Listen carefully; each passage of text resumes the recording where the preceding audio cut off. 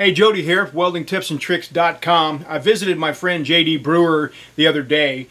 He's relocated right down the road from where he used to be, but it's in a little bit bigger area with a nice overhead crane. I'm going to show you a little bit of that today. When I visited him, there was this like hot job going on where he had to, by the end of the shift, get a security bar put on some shipping containers for a shop right down the road. They'd had a break-in the night before. He stole a bunch of stuff, and so I thought I'd bring you along because I thought it's pretty interesting to see what you can whip together. No drawing, no sketch, just like, hey, get some bars on this thing so somebody doesn't break into it again before we can get security cameras and a better lock on the gate and things like that.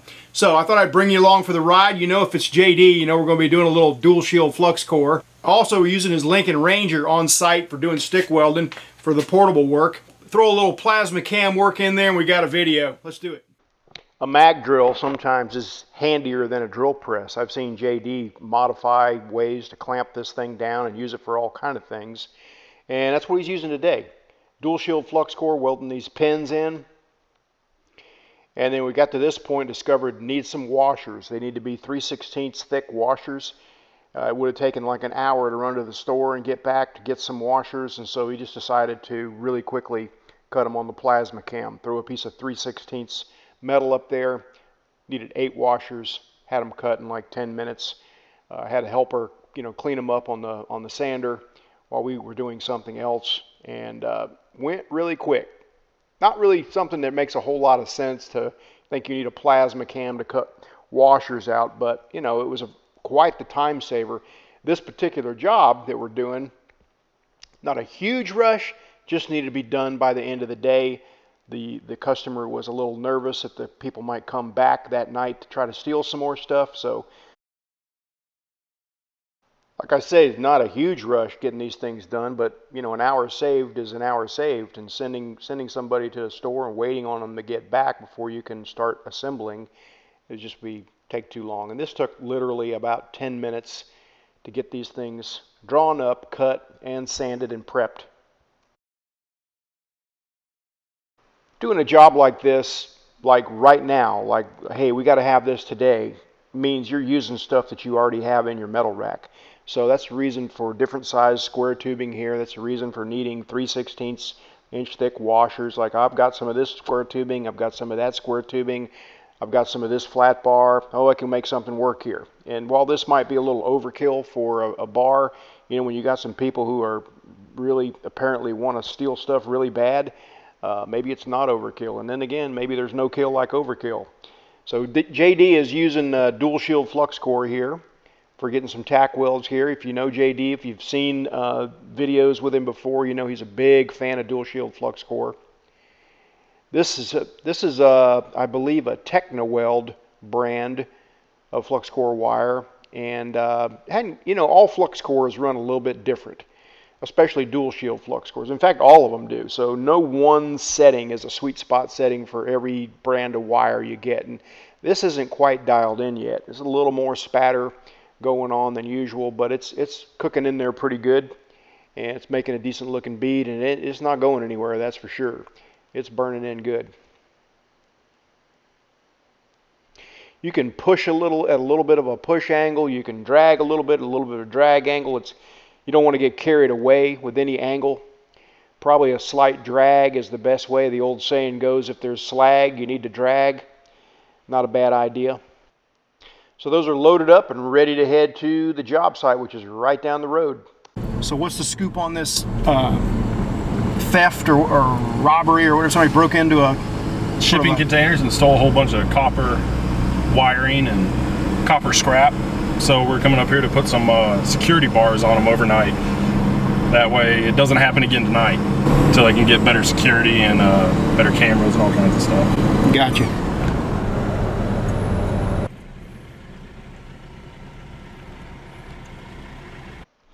I didn't get all the details. I don't know if they just had this one locking up the container, but it looks like they either used a cold chisel or a hacksaw or a combination of those two things.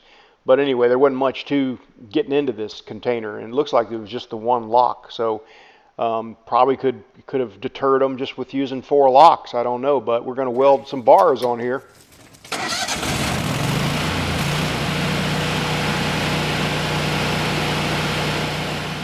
when I say we, I mean I'm going to hold the camera while JD welds some bars on here.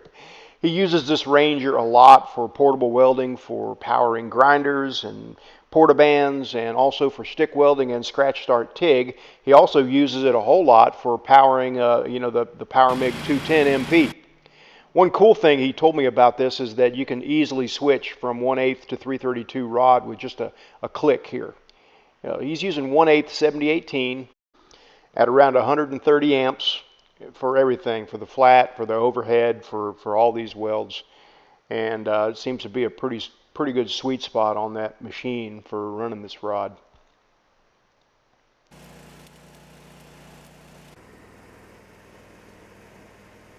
Now, I realize, and I know a lot of people are going to comment, that the weak point in this whole thing is the lock, and it is. But the plan is, like the next day or the day after, to kind of box this thing in with some plate to where you really can't get bolt cutters or a cordless grinder or whatever on the lock. You really can just barely reach up in there with a key or combination or whatever, and just make it pretty much theft proof, unless somebody really wants to get in there bad, in which case you just can't stop them. It is a shame that you have to go to these lengths to stop somebody from stealing something that they can only get pennies for the dollar on, and that it costs the company all kinds of heartache and aggravation to have to, pay somebody to come in and weld security bars on shipping containers out here in the middle of the country. But that's the world we live in. So one more container to do, and we'll speed this up and won't show you all the stuff, but another lock here that they busted off. Looks like they might have just hit it with a cold chisel or a hammer or whatever. It didn't look like it took much. But same thing here, just welding that crossbar on there, and we'll put a lock on it and then box the lock in a day or two. Back to the shop here. Let me just show you quickly the overhead crane that's in JD's new location. It spans the whole width of the shop. There's 2 bays in and out. Trucks can come in and deliver metal without having to, suck it in on a trolley system or anything like that. It's really good setup. And this is a wireless pendant here running this crane. So I'm just going to lift up the Ranger here and set it back on its cart, and it'll be ready to go for whatever comes along next. From hanging out with JD and collaborating with him on some videos and tagging along on some jobs, from what I've seen, this little Ranger here has been a super useful welder / generator. I've seen him use it, by itself for stick welding and scratch start TIG. Also seen him use it to power a 210 MP to do dual shield flux core on site, stick welding, lift arc TIG on site. I tagged along here when he was building a trolley crane. He had a big load of metal coming in. He needed to build a gantry crane that would take metal from outside to inside of his shop. And then I got to tag along another job where he was doing an aluminum awning powering a spool gun, and no hiccups. The thing just ran great.